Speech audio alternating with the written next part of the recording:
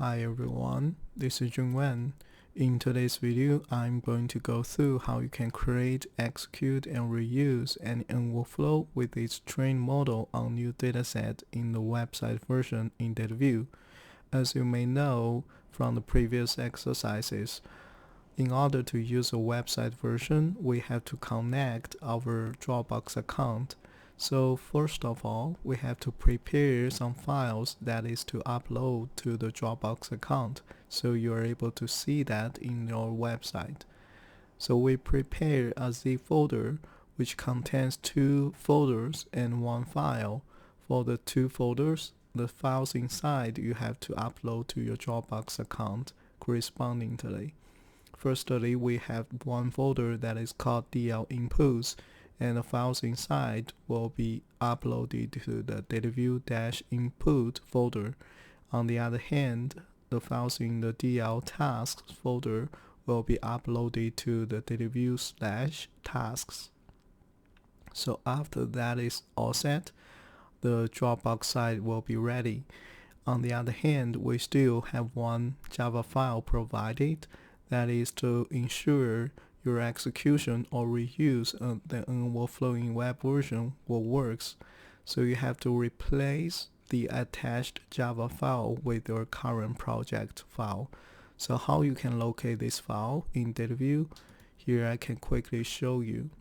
So under the default package in the source folder, you will be able to find a package which is called the DATAVIEW.NNExecutors. So right click and you will find the properties, and over here this is an icon to show in System Explorer, and you will be see the file we're going to replace is called NNWorkflowExecutor.java. So this is the one you're going to replace by the attached file.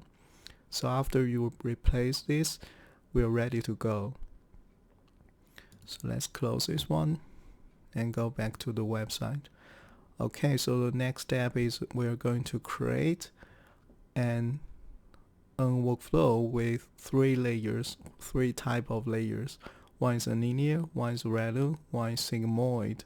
And this is a very simple neural network that is for binary classification on the dataset, breast cancer dataset .csv. So let's directly go to the project and launch a website.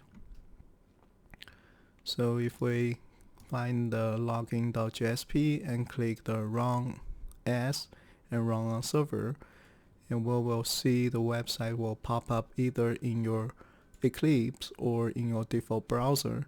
For me, I set to the default browser so I can log in over here. Because we just uploaded some files into our Dropbox account, so immediately you will be able to see the new files we just uploaded. So the task we're using is called linear 5x3, linear 3x1. The difference is that the first one, the input neuron will be 5, and there are 3 output neurons. For the second one, we have 3 input neurons and 1 output neurons. And the other layer we're going to use is sigmoid and also the relu layer. And in order to find out the input dataset, we go to the left hand side panel, and we double click the Dropbox. We're able to find out the input file under DATAVIEW-input. So over here you are able to find out the breast cancer data.csv. Don't forget, we have to drag the output step as well. This is for output the data. So we can connect them by the ports through edges. So if we just click out, if we just connect them together, because I have already saved it before, I will drag the old one directly into. This is exactly what we just showed. So we can click the run. And there are 3 options for executing this NNWorkflow. We're going to choose the last one, which is a local NVIDIA GPU, and we can click the submit. And you will notice it's running, And we also notice here's a visualization over there to visualize the workflow or the new network we just run. Go back to the Eclipse. On the console log, you will notice that it's actually training in process, because we can see the cost at every 100 epoch, and we may have to wait a few more minutes to have it done its work. Other than that, we have information, for example, like what kind of GPU we have. For me, I have the NVIDIA RTX 2080 Super, and which has kind of memory specifications or other specification like this. And also it specify what kind of layers we're constructing and what kind of architectural design we're constructing, etc. So now we have 700 epochs, and one more thing you can notice is that the cost is decreasing all the time, so that is good sign, because for machine learning or deep learning, you're going to minimize or decrease or gradient descent the cost or the loss, so that the accuracy will be higher and higher, so that you're going to have better and better prediction. So as you can see, the training has been done. Let's go back to the website. And now if we click this value link, and we will be able to see the output in the JSON format, so which basically contains what kind of device information, the layer architecture, as well as most important, that is a safe model. So it saves the voids and bias that can be reloaded to the DATAVIEW and reused on new dataset.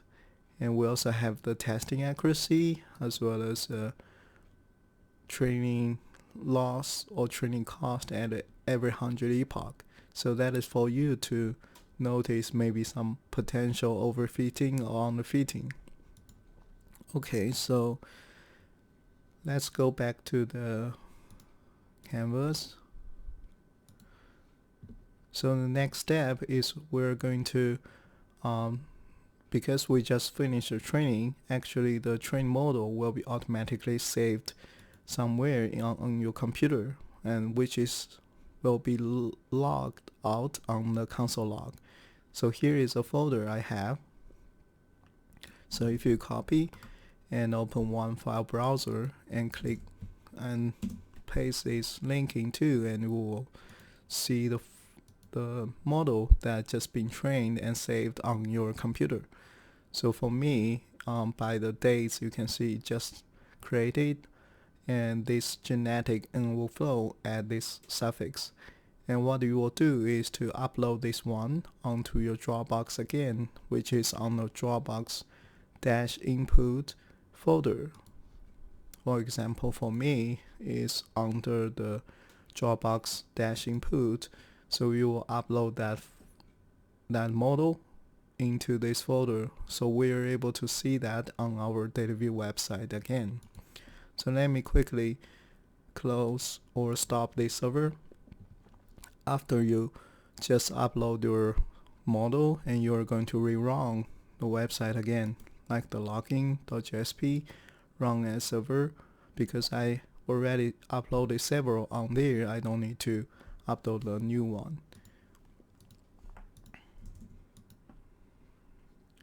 So if we take a look at the input file on Dropbox folder into the DATAVIEW -inputs, and we're able to drag the new trained model, which is called genetic NNWorkflow with some suffix. And we also, at the beginning, we uploaded one more task that is called an executor, and this task will take two inputs. One is a trained model, the other one is a new dataset. Because I don't think I have the other dataset, but I just use the previous one, for example. And I will also drag out the output step. So if we connect them together, again, I've already saved that. If it is the first time you create a workflow and run it, and maybe a pop-up window will have you to input the name that will be saved into this workflow folder. So for next time, you can just drag it out directly. So that is what I'm going to do. That is exactly the same thing, just connected by the edges. So we are going to run it in order to reuse the NNWorkflow model on new dataset. So again, there are three options we can choose. For this time, we're not going to choose the third one. We're going to choose the first one because this is a regular workflow that can be executed either on a local machine, which is the first option, or the second option is Amazon EC2. So if we click the submit, and you can see it's quickly be run. And if we click the result, we will see the accuracy. For now, we just simply output the accuracy. Of course, you can output 01, 01s for every records of data, but for simplicity, we just print out the accuracy for this moment. You can also see other informations like this. Okay, so let's go back to the canvas. So I think that's pretty much maybe for everything you need to know in order to run, execute, and reuse a workflow and its trained model on new dataset in the website. So hopefully this video is helpful, and you will be able to accomplish all the things or steps across to make it work. Okay, so thank you so much for your time, and hope you enjoy this video. Until next time, happy coding.